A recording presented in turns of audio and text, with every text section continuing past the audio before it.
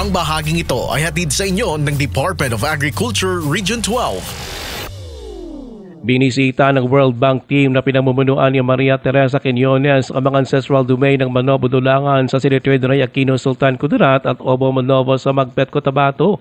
Ito ay bilang bahagi ng World Bank Implementation Support Mission in Mindanao Inclusive Agriculture Development Program o MIADP.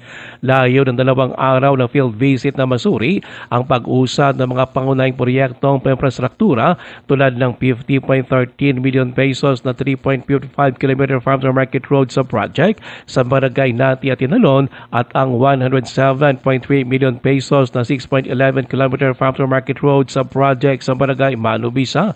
Matagumpay namang itinuring ang kabuuan ng aktibidad kung saan nagbigay ng positibong puna ang delegasyon ng World Bank sa pinakitang kausayan ng MIDP RPCO 12 sa Interagency Coordination para sa pagpapatupad ng nasabing mga proyekto. Ruel Osano, NDBC Bida Balita.